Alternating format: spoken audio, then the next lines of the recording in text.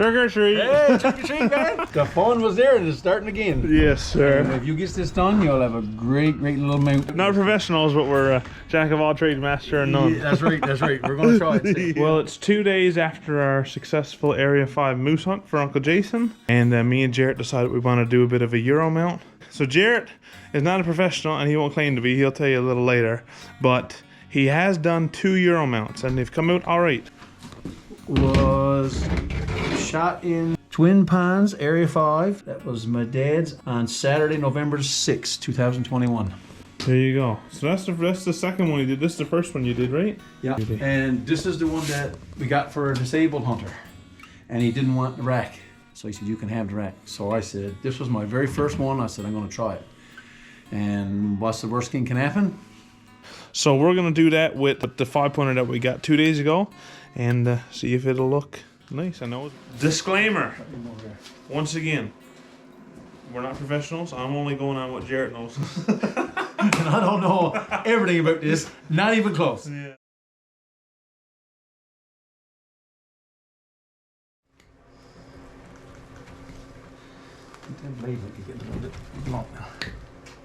We caped it around the eyes, and now what we're gonna do is just take some of the back stuff off, and then we're gonna get at the jaw. Oh, Jarrett though, he's impressed with me, I tell you. Nice sunny bias.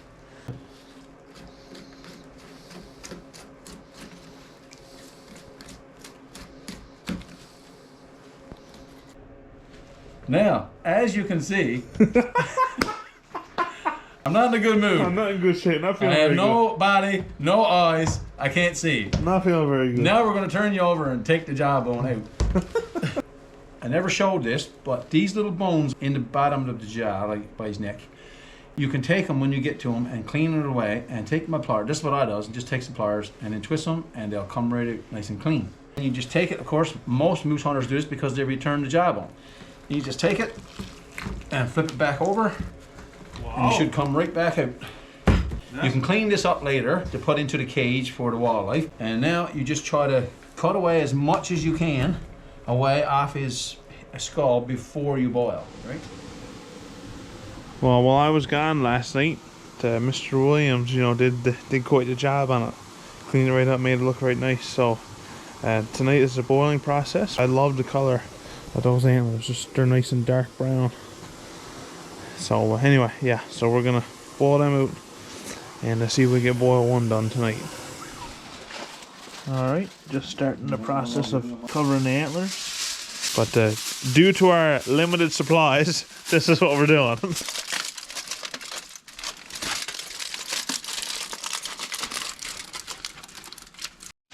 Looks like I never got this one done the way I wanted to because the OxyClean took discolored it. It took the natural look off it. But the provincial stain you can buy in little small cans, or you can buy in big cans, and just take a small brush and just take your time. And it's not something you want to rush with.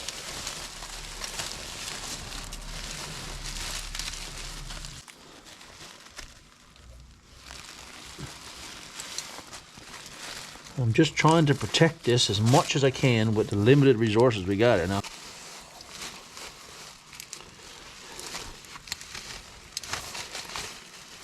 I'm not overly fussy. This is just for me personally. Now, if we was doing this, you know, a bit more professional, we would take a lot more time at it. But you only get time in the evenings to do it, and you don't want to be out all evening. So, just, but I think it's going to turn out nice, and I'm not very particular anyway. So,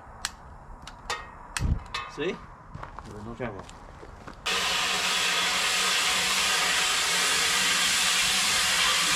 Now, like we said before, we're going to try this. And the biggest reason I got this so tight is because I don't want to lose that nice, real nice brown color on those antlers. That is really, really nice. Lots of small ones got really light antlers. These got really nice red, dark ones, it seems like. And I want to keep that for Andrew as best I can. And hopefully this will do it, because that's all I did with the other ones, and it seemed like they came out pretty good. Get the spuds and the turnip. Yes, whoever got some carrots and turnip and cabbage and all that, bring it on over. We're going to get head soup right now going on. It is 8:44. Okay, so we'll leave her for probably maybe, I don't know, 20 minutes, 20, 30 minutes, and then we'll take her out and just have a quick look. Yeah. See that, Lo? We might have to do a second boil on it. Look how green that is. Yeah. Because that's all that stuff, see? All that grease and that meat. Yeah, right. Oh, I can't see.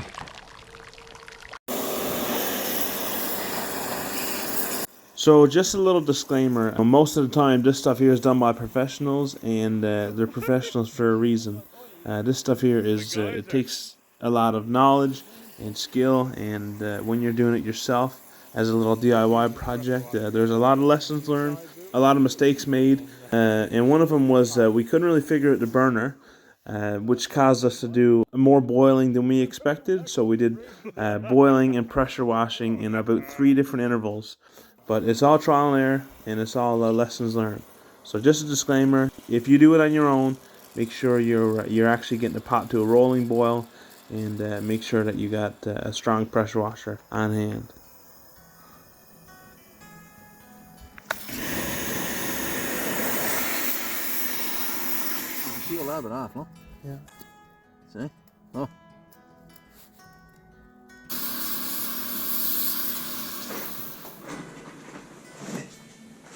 Okay, Andrew can't be here, so I decided that I would go on and do the first bleaching. This is called cream peroxide, volume 40.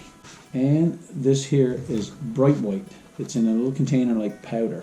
So what we're going to do is we're going to mix this up, and then we'll take it and we'll just smear it all over the head, and we let it sit for a couple days, like 48 hours. You wash it off and you check it out, and if it's white enough for you, then you can leave it, or you can do a second time. You get yourself a little container. So usually I'll put in 3 scoops of this. Just a rule of thumb, if you're doing it this way, go 1 scoop per head. Jarrett put 3 scoops in because he had to do 3 heads, but if you're just doing 1 and you don't want a bunch of extra mix left over, 1 scoop should be fine.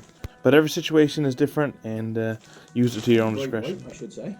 Then I just go by eye and just pour some of this volume 40 in. And then we just give her a good stir.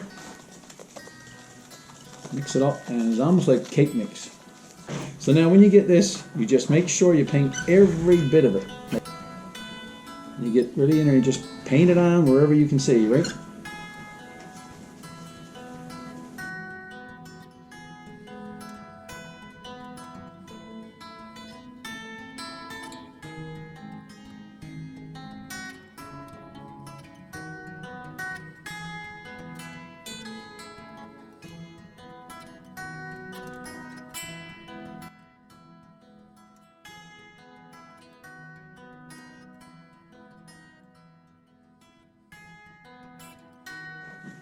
So, there you have it. That is the first coat, and we're going to leave it a couple days, and we'll see what happens. So, thanks for tuning in, and we'll see you on the next time now when Andrew joins us. Hey, Brother Bear! Hey. All right, so we're back at it now. This is, I don't know how many days after we first started, but poor Jarrett's been doing a lot of work, and he's after got all the skull cleaned out, and he done some bleaching last night, I believe. He did it last night, or when was that? Not last night, night before. I did it, that was Saturday evening. Yeah, and this is Monday evening, so 2 days. It's been sitting for 48 hours now. This is the 3rd bleach. This one is the 3rd bleach. Yeah. This one's the first one. That's right. You see them there. And I wonder if I should get that pressure washer hooked up.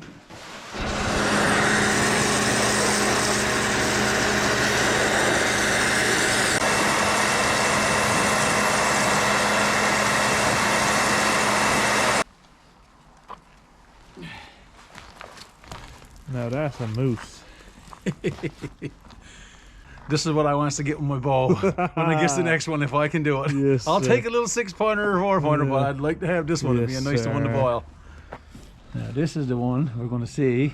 The other ones are still white, but we're going to see what happens to this one.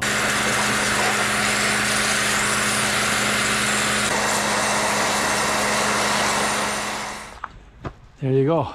It's not bad for first application. One thing about it, if this is loose like this when you do it, You can always put a little zip tie there and just keep this together, and as he dries, he'll stay like that. This is just a little brush up, like try to get that dirt off. Well, that does it again for today's video. Again, thanks to Mr. Jarrett Williams for all Not a problem, boy, not a problem. He knows what he's doing, I tell you. And like I said, now all of his knowledge come from YouTube, and I mean, this is a prime example of a little DIY project. So yeah, any final words to the audience? Well, I would say this: if you want to try it, don't be afraid, because a lot of people says, I'm not going to be able to do this. It's just too much work, and if you want to do it and you really want it on your wall, just really try it. Just get the stuff, and like I said, you get the volume 40, the white bright, and mix it up, and just one scoop or whatever at a time. You can just play with it and see, but try it. Don't be afraid, and you can have some fun, and this is excellent the way it turns out. I'm so glad, right? Hopefully now, depends how next year's go, we might have another bull moose if I can get a license, and if not, Jarrett might try the year after, or we'll see. You never know what to draw, but we might do another Euro mount next year. But yeah, let us know if you like this kind of content, if you like the kind of, you know, the behind the scenes after the bullet is in the animal and all the processing of it, whether it's meat or whether it's art or anything like this here, whether it's wall mounts or whether it's DIY mounts. So yeah, but I guess that does it for another video. Again, thanks Mr. Williams, and give him a call, 1-800-ELP. 1-800-ELP. And don't forget to like and subscribe. Andrew Moss Outdoors, the best. That's right.